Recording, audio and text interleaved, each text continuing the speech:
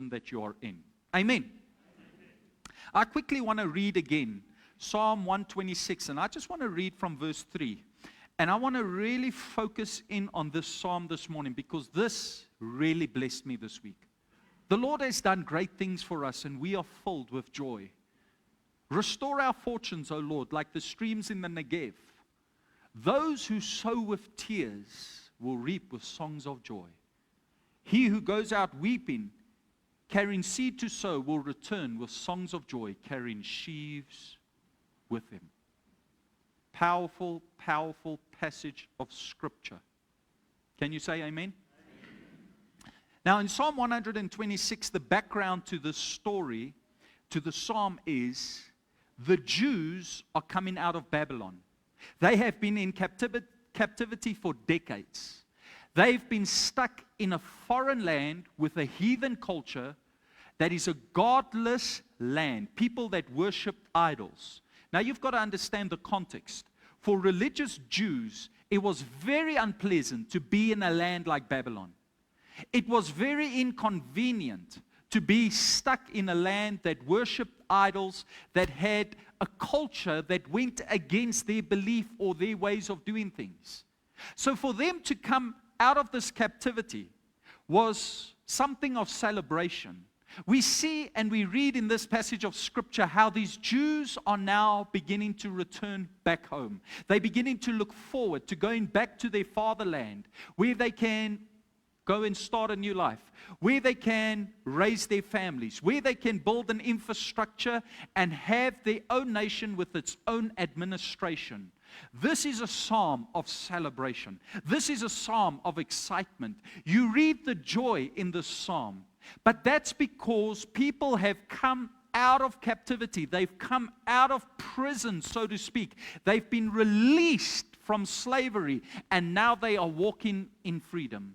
And I've come to announce to you today as a child of God, the day you gave your life to Jesus Christ, you did not just give your life to Jesus Christ so that you can maybe one day make it to heaven.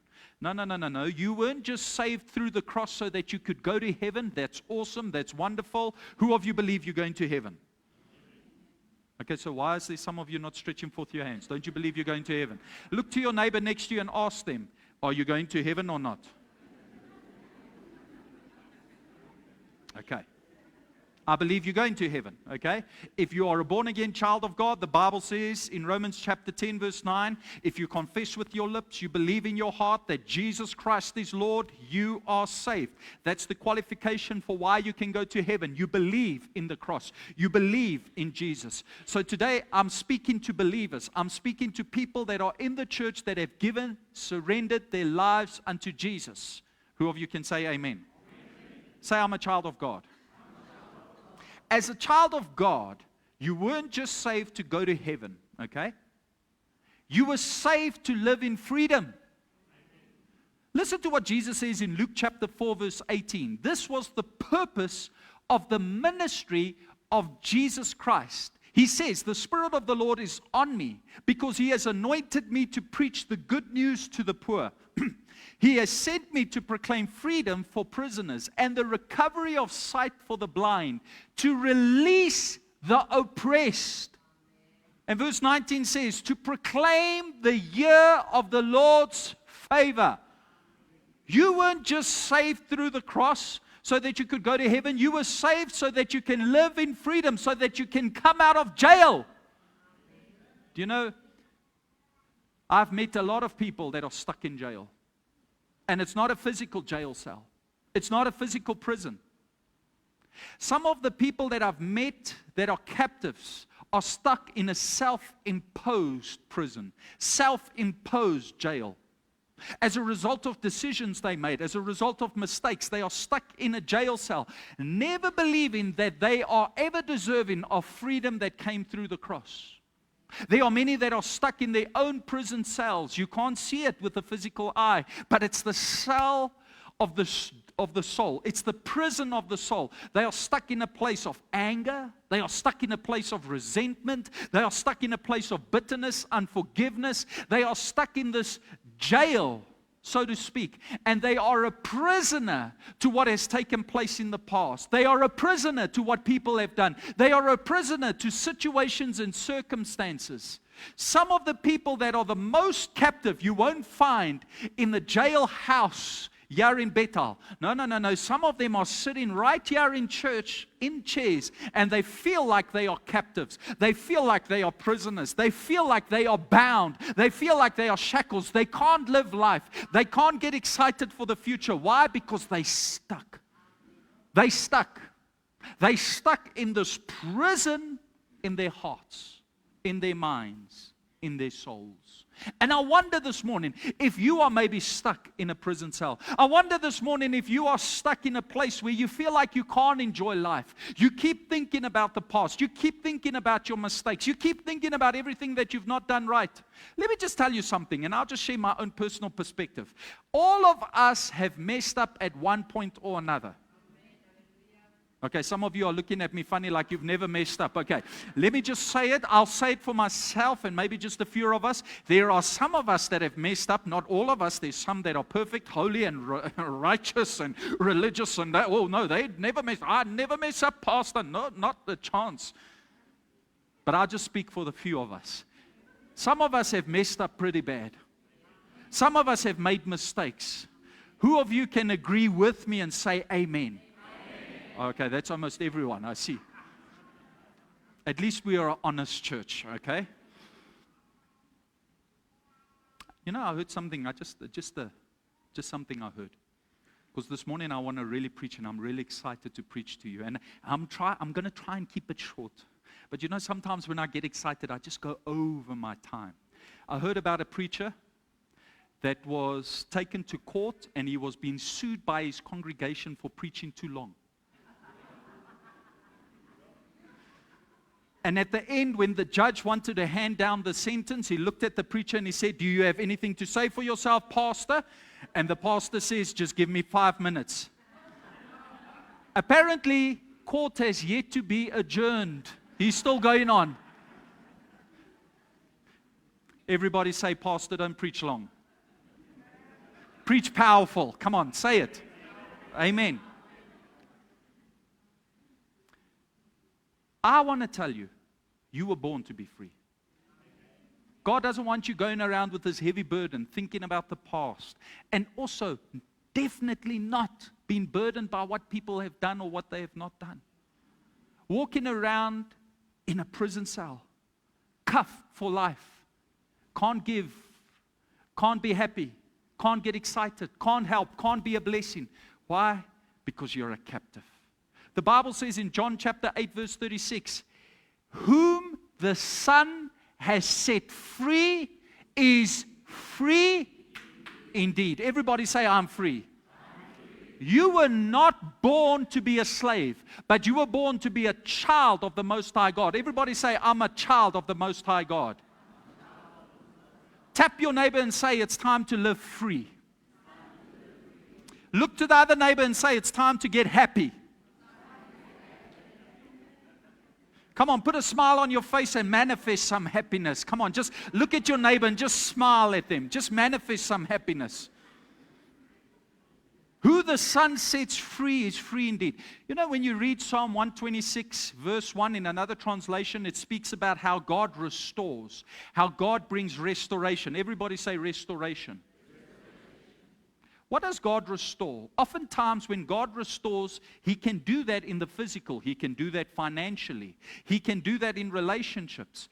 But oftentimes, and this is just my opinion, my perspective, the best restoration God can do is in the inward man, the inward woman, in the soul of a person. That's why the Bible says in Psalm 23 verse 3, David writes, he says, the Lord restores my soul. Everybody say out loud, the Lord restores my soul. I love that. That was David's testimony. When he was traumatized, when life overwhelmed him, when people hurt him, when he was scarred and wounded by the circumstances of life, he recognized that God came to restore his soul. I love that. God comes to restore our soul. And why? So that he can guide us, so that he can lead us, so that he can direct us. I've come to announce to you that God wants to restore you. The Bible says in Joel chapter 2 verse 25 that he will restore the years that have been lost. Who of you feel like you've got a lot of regret and years that have been lost and you need some restoration from the Lord? Just wave at me, maybe one or two people. God can restore those years. God can repay you for those years. God specializes in restoration because he is a God of restoration. In fact, that's the first thing he did for the Israelites in the book of Exodus. He delivered them out of Egypt, set them free to restore them back unto the land of Canaan, to restore them back unto the covenant promise that he made unto their forefather Abraham, to show us today as the New Testament church that we are supposed to live in a spiritual Canaan, that we are supposed to live in a land flowing with milk and honey, that we are to be giant killers, that we are to dominate the circumstances of life. Why? Because we have been restored. Everybody say, I've been restored. A lot of times, and I'm not against psychology and I'm not against counseling. In fact, that's what I do for a living. I do a lot of counseling. I do a lot of psychology. But a lot of times I've realized with Christians, sometimes we are trying to counsel only what God can fix. And as a counselor, I've had to come to a place where I've had to realize that oftentimes in counseling people, all I need to do is just get them to Jesus. All I need to do is just get them to God. Because if I can get them to God, God can do what I cannot. You know how many times I've sat in a counseling session and somebody will share with me their pain, their suffering, what they've gone through, what they've experienced, and I'll just look at them and say, I've got no answer. You know, there's a certain freedom when you don't know the answer.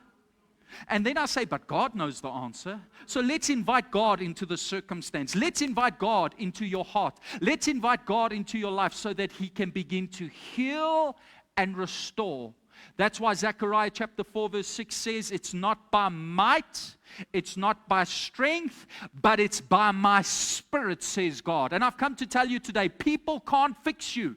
Only God can fix you. Only God can restore you. Nobody could fix this broken man. Only God could fix Dominique. Only God could restore Dominique. And I'm so grateful for the restoration of God. But notice why God restores the Jews. He restores them so that they can dream, so that they can be dreamers. God brings restoration to his people so that they can dream. Now let me ask you a question. I know we are a very interactive church. Is it possible that you can dream, but you're negative about the future? No. Is it possible you can dream, but you're pessimistic about tomorrow? No. Is it possible that you can dream, and you've got no hope for what lies ahead? No. Do you know how many believers, they build their faith according to the news, the economy, what people say, what's happening? Everything that's taking place, they look at what's taking place around the world, and all of a sudden their faith is dictated by those circumstances. Let me just say to you, your faith should not be dictated by the circumstances of this world. It should not be dictated by the economy or what's happening, but it should be dictated by the promises and the revelation of God's word. That's what's supposed to dictate your life. You know, so many believers are so scared. Now we've got to have to get a digital ID. This is the beginning of the mark of the beast. What's going to happen with us? Hey, haven't you read the book of Revelation? We win. Ons wen. Of het jy dit gemis? Tel op jou Bybel, begin lees en dan sal jy agterkom. Jy's 'n oorwinnaar. Nou hoekom huil jy so baie? Have you seen what's happening in our nation, Pastor? Have you noticed that you belong to a kingdom and it's the kingdom of heaven? You are just an ambassador in this nation. This is not your nation. You are a kingdom citizen. Everybody say, I'm a kingdom citizen. God has called you to be salt of the earth. He's called you to be light in darkness. I mean, I cannot keep getting, down and discouraged because it's going so bad in South Africa. Life is too short to live like it. Man, I want to make memories. I want to be excited about the future. I've got an expectation for tomorrow. Why? Because God is in my life. And when God's in your life, you begin to dream. Everybody say, I'm a dreamer. Let me just remind you, all of you, because we are a Pentecostal church. Ons is 'n Pinksterkerk, pastoor. I can laugh sometimes if you see some Pentecostal people. You will never knew that the Holy Spirit is in their lives. If you just look at them. Ek's Pinkster. Regtig, weet jy wat Pinkster is? Do you know the very definition of Pinkster? Van Pentecost. Joel chapter 2 verse 28. Young men will begin to see visions, and old men will begin to dream dreams. Your sons and your daughters will begin to prophesy. In other words, you'll get excited about the future. Prophecy is a proclamation about what's to come, the goodness of God. How can you do all of that if you're negative, if you're depressed, down and out, anxious and worried? Sometimes I think we need to redefine Pentecost. We need to redefine what it means to be Holy Spirit filled. To be Holy Spirit filled means the Holy Spirit dwells on the inside of you. It's God's presence inside of you. And He begins to live and reign through you. And let me just ask you, is God depressed? Is God worried? So then how can you be worried and depressed if the Holy Spirit is living inside of you? Kyk vir die persoon langs jou en sê, dis tyd om nou happy te wees. It's time to be happy. God says to His people, and He says to us in Jeremiah chapter 29 verse 11, I've got a future for you of good. Everybody say, God's got a future for me.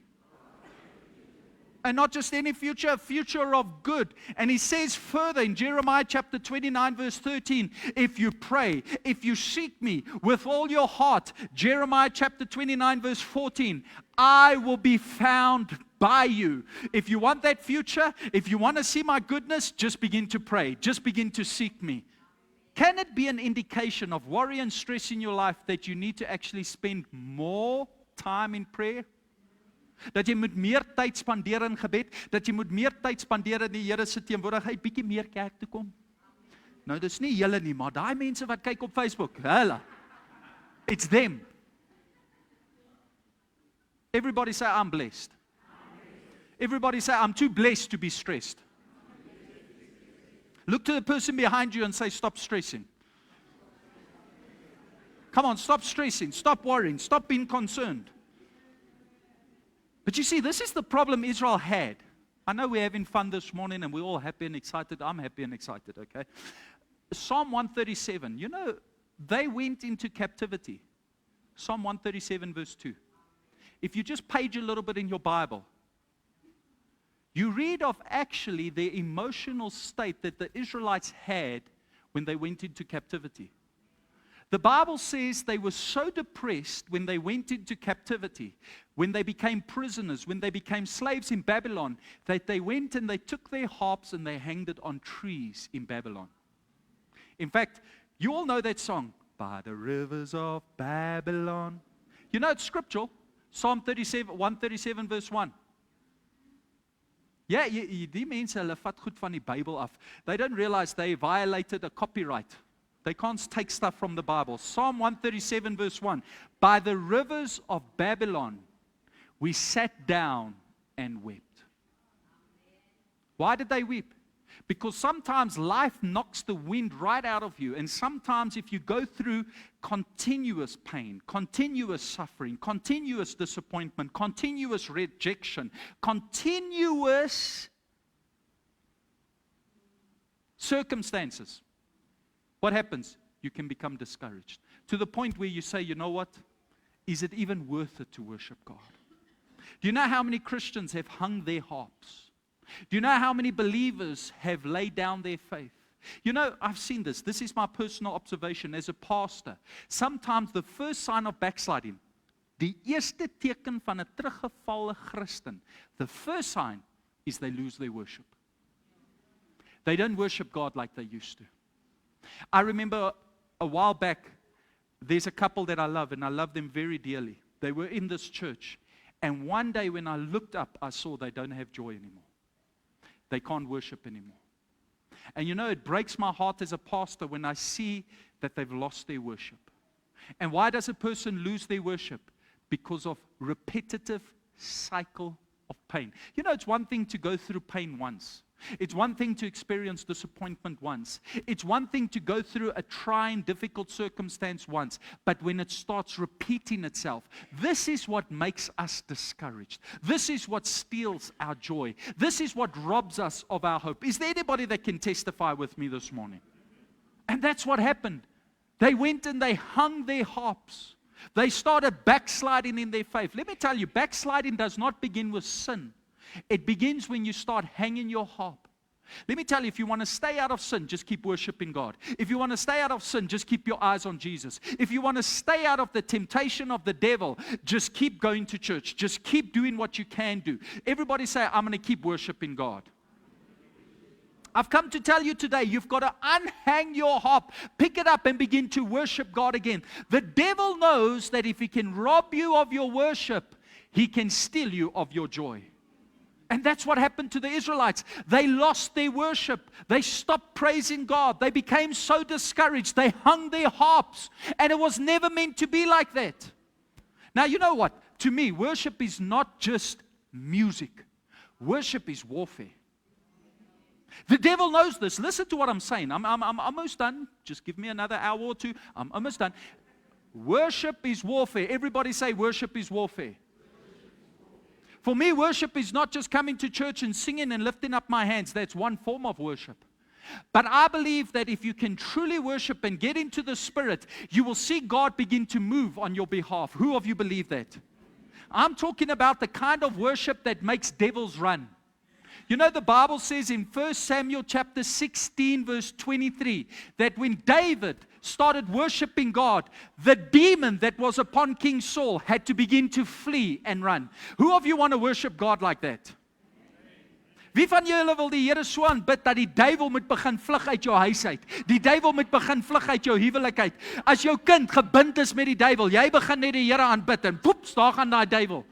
Why? Because the devil cannot handle the presence of God. You see, sometimes we're busy praying and asking God to please deliver us from demons and deliver us from the temptation of the devil, when all we should do is just lift up our hands and say, God, you are good. God, you are awesome. And I'm going to worship you for the good and gracious God that you are. And what will begin to happen is heaven will come down, begin to invade the atmosphere of your home, invade the atmosphere of the church, and devils will get so scared that they'll begin to flee. In fact, God said to the Israelites when they were in the land of Canaan, in Judges chapter 1 verse 2, they needed to know how were they to do warfare, how were they to wage war. And God says to them, I want you to send the tribe of Judah first into battle. Now, why is that significant to worship? Because Judah means praise. What God was saying is praise must precede the battle. And if praise goes out, victory will follow. Wherever praise goes, victory will follow. Everybody say, I will praise the Lord. And victory will follow. You see, we've got it the other way around in the church today. We want the victory first and then we'll praise God. But God says, no. Israel, I want you to praise me first and then I'll give you the victory. Worship me first and I'll give you the answer. Come into my presence and glorify me and the breakthrough will begin to manifest. That's the heart of a worshiper. You're not waiting for results. You're worshiping God for who He is and the results begin to come. Could it be that you are in a place and you feel discouraged and you've hung your harp, so to speak, and God has sent you by divine appointment this morning to tell you, get your passion back for my presence. Get your zeal back for the kingdom. Believe again. Believe that I want to restore you. Believe that I want to help you. Believe that I want to bless you. You are not by accident in this church this morning. Jy is nie per ongeluk hier nie. Die Here het 'n afspraak met jou. And He's telling you, come on, take your harp again and begin to worship me. And you will see me do the impossible.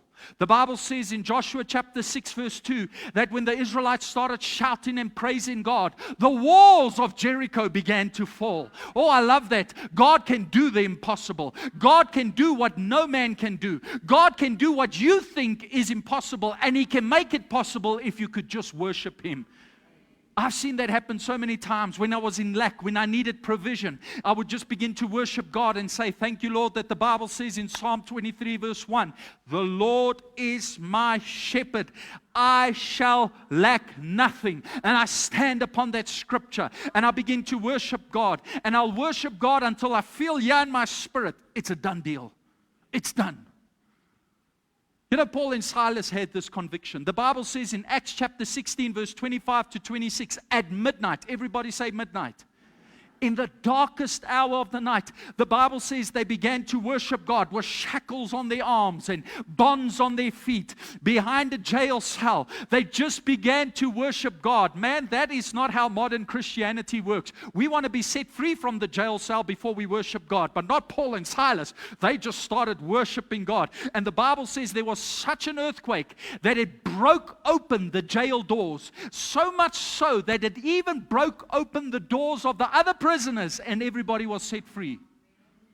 Somebody once said, the reason why the jail doors went open is because they didn't actually worship, they started preaching. And even the jail house got sick and tired of the preaching and said, let them just go.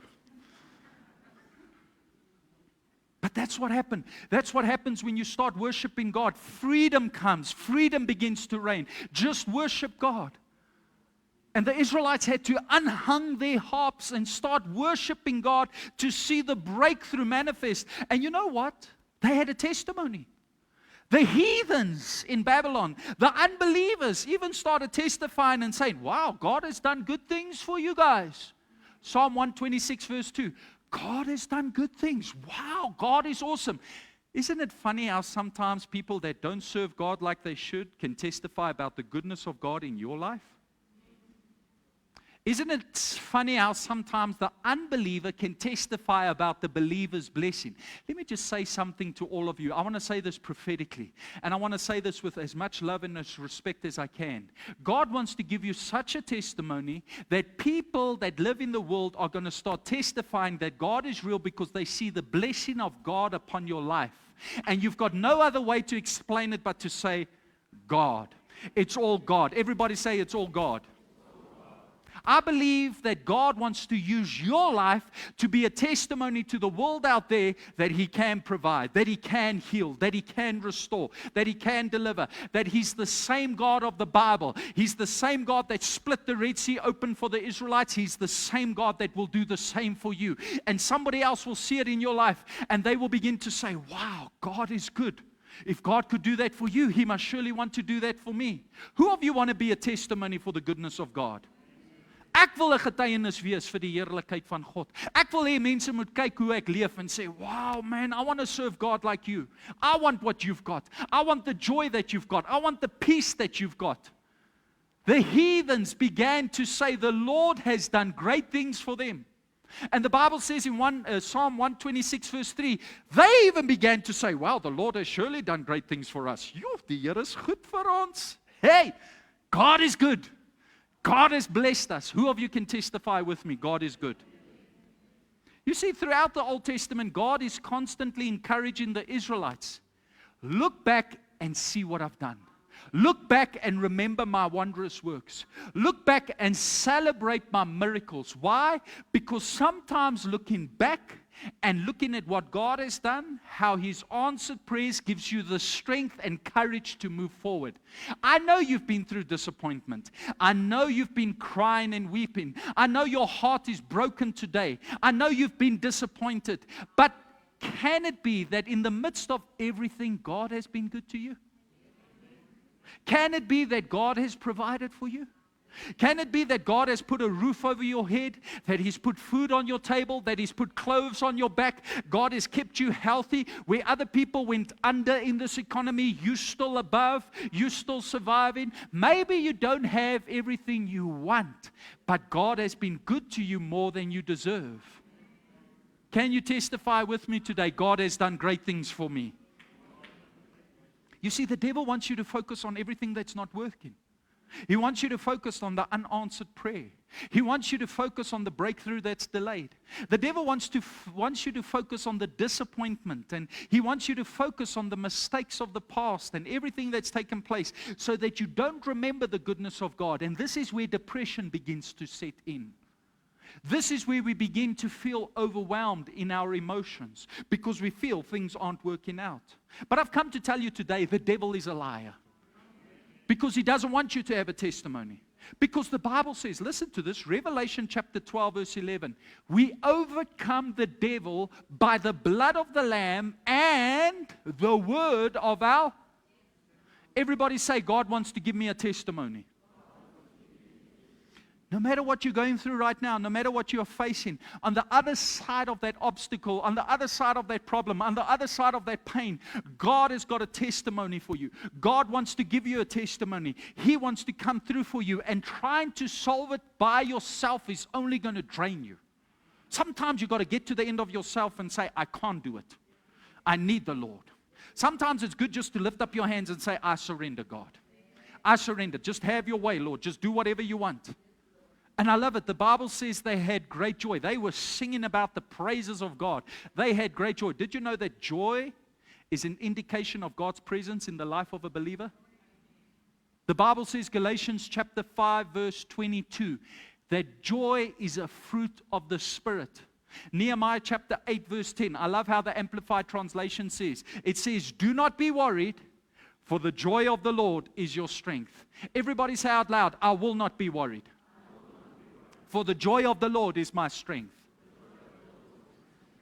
I love how it says it in this translation. Do not grieve, do not cry, do not weep, but the joy of the Lord is your strength. Say to your neighbor, hey neighbor, stop crying.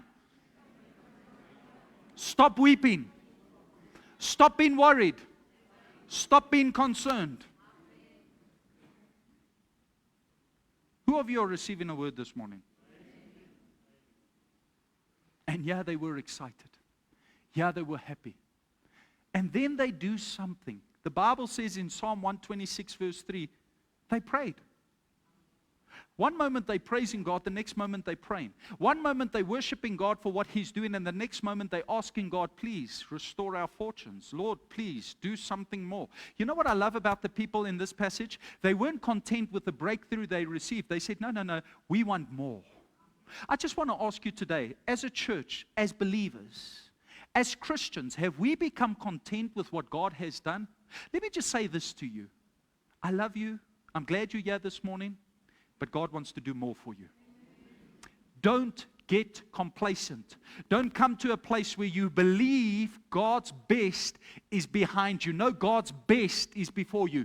Your best days are always ahead of you when Jesus is with you. They started praying. They started saying, wait a minute, we've experienced breakthrough, but we want more. We want more. You know, God is not intimidated by your more. Sometimes in counseling people, in speaking to people, it's as if Christians believe that what God has done for them is enough. And to ask God for anything else would actually be, disrespectful. It's as if we've got an audacity to even believe that God must do more than what He's done before. While God is seated in heaven, wanting to do more, waiting to do more. In fact, the Bible says it. In Hebrews chapter 11 verse 6, the Bible says that God rewards those who diligently seek Him. The Lord is a rewarder. He wants to reward you. He wants to bless you. He's waiting to bless you. Ephesians chapter 3 verse 20. God is able to do more. Everybody say more. Everybody say, God's going to do more in my life. Whatever your testimony is, God wants to supersede that. Whatever you've experienced in the past, God says, I want to show up in a bigger way. I want to show out in a bigger way. I want to do greater things in your life. And I love it. These people started praying and believing God for more. They weren't content with half a blessing. They wanted a full blessing. I remember when we would do mission works in the Transkei, in the Eastern Cape. And we would go into the location and we would start praying for people and we would start interceding for people. Very often you would come across people that were sick and afflicted in their bodies. And we would pray for them. We would lay hands upon them and trust God for full healing and restoration in their bodies. And a lot of times if we finish praying, we'd say, how do you feel? They'd say, a little bit better. And then I'd say, no, you've got to feel a lot better. And I'd say, no. God doesn't do half a job. Until the pain is gone and until you are delivered, I'm not leaving this place. Let's pray for a full blessing. God does not do half a job. Everybody say, God does not do half a job. Everybody say, God finishes what He started. And a lot of times I would pray, and I would pray, and I would pray. And I'm telling you, all of a sudden healing would manifest. You'd see tears start rolling down their eyes, and they'll say, I've never felt like this in years. Wow, this is awesome. I would lay hands on them. Why? Because I believe if God does something, if He says it in His word, He will do it. He will give a full blessing. And the Israelites believed it. God can do more. And then they get this testimony, and this is where I'm coming to. Psalm 126, verse 5. Those who sow with tears will reap with songs of joy. They say, we have sown with tears. We have cried so much. We've been so discouraged. We've been so despondent. And now we realize every tear that has fallen from our eyes has been seed that God has been gathering for a harvest to come. I've come to announce to somebody, you've been crying and nobody knows. You've been weeping and nobody sees. But God sees. Everybody say, God sees my tears. Psalm 56 verse 8. Listen to what the Bible says in Psalm 56 verse 8. The Bible says that God catches every one of your tears and He records them. One translation says He catches them in a bottle. Did you know when you get into the presence of God, there's a bottle by God. It's got your name on. And in that bottle is every single tear you've cried throughout your life. Het jy dit geweet? That's what the Bible says. Oh, you put my tears into your bottle. You record my tears. There's a book. God says, I know when you cried about this, and I know when you cried about that. I know you were weeping there, and I know you were weeping about that. I have recorded every single one of your tears, and not one tear has fallen from your eyes without me seeing or knowing about it. Doesn't that bless you? That He sees us when nobody else sees us. That He knows us when everybody else forgets about us. Ek wonder hoe groot is jou bottel by die Here? Hey, party mense het 'n Jojo tank by die Here. Some people have got this 10,000 liter tank by God because they've been weeping a lot. I wonder how much tears have God caught from your eyes. I've come to announce to you, the more you've cried, the bigger your harvest. Oh, let me say that again. The more you've cried, the bigger your harvest.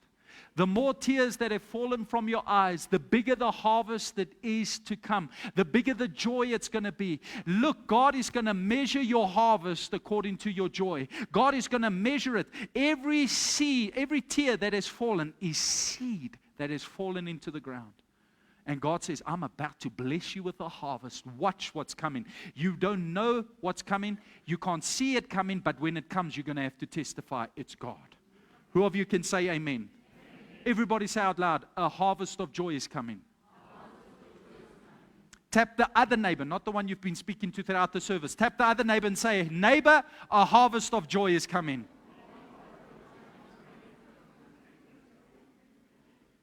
You've caught every one of my tears. You've recorded them in your book. Galatians chapter 6 verse 7 says, God is not mocked. What a man sows, he will reap. Jy kan nie met die Here mok nie. He knows. He knows. And the Bible says in Galatians chapter 6 verse 9, further from the scripture, it says, do not grow weary in doing good, for at the right season you will reap. What is God saying to you this morning? You've come to this church service to hear this. Your harvest is on the way. Your breakthrough is about to manifest. The goodness of God is going to be displayed in your life. And you're going to have a testimony like the Israelites in Psalm 126 of the deliverance of God. And now I want to conclude. Psalm 126 verse 6. What must you do? I love how he says in this scripture, those who weep go forth. Those who weep go forth. He who goes out weeping, he who goes out, not he who sits still, not he who idles, not he who is stagnant. Nie hy wat net sit nie, hy wat beweeg. Listen, when disappointment comes, when things don't work out, you know what you got to do? Keep going. Keep getting up. Keep putting a smile on your face. Keep having a spirit of excellence. Keep showing honor. Keep showing love. Keep being respectful. Keep being your best. The Bible says you've got to keep on keeping on. Just keep going out. Even with a broken heart, even with tears in your eyes, just keep getting up. Keep going on. Everybody say, I refuse to lie down. I will go. I will keep going. For I'm a child of God. He who goes out weeping. You know, in biblical times, if you cried, you stayed at home. You wept at home. But this person, they had every reason to stay at home. They had every reason to lie down. But they decided to get up with tears in their eyes and run out.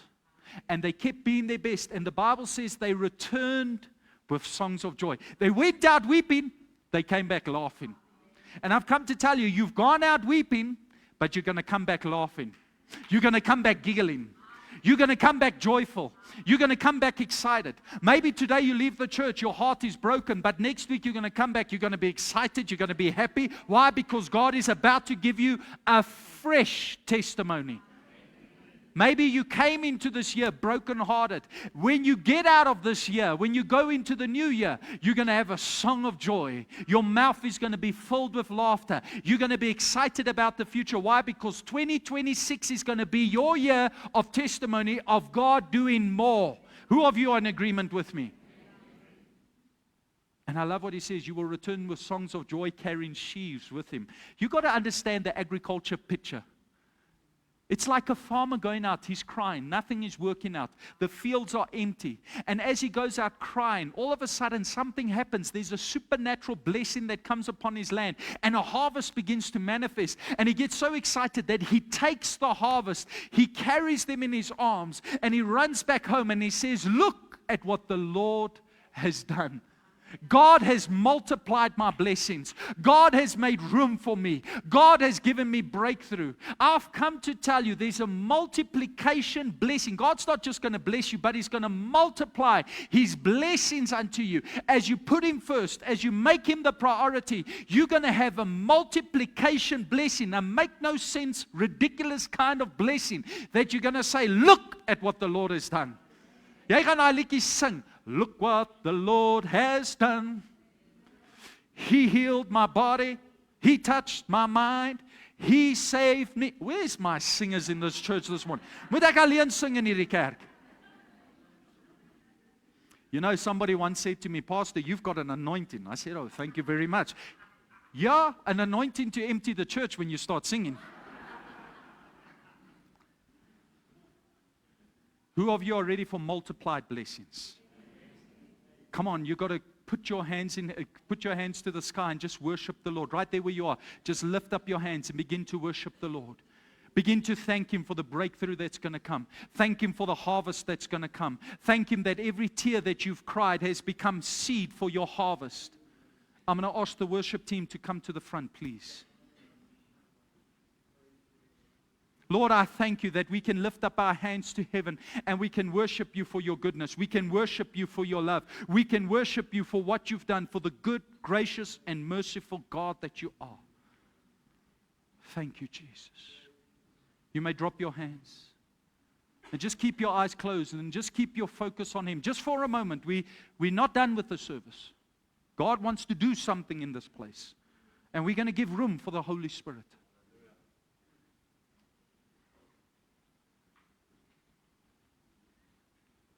Ivan, can you do me a favor? Just play softly in the background. Let's create a gentle atmosphere for the Holy Spirit to move.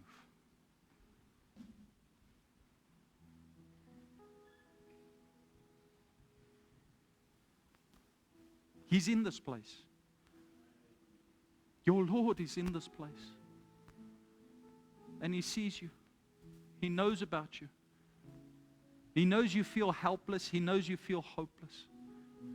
He knows you feel like you're stuck in a jail cell. Somebody's been crying a lot. Somebody has been weeping and wondering when. How long? How much more?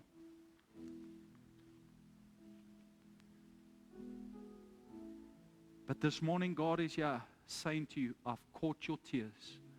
I've seen your pain. I've heard your cry.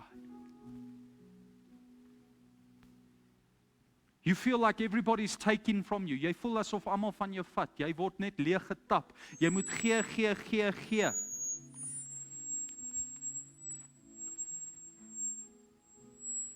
But the Lord says, I don't want that for you.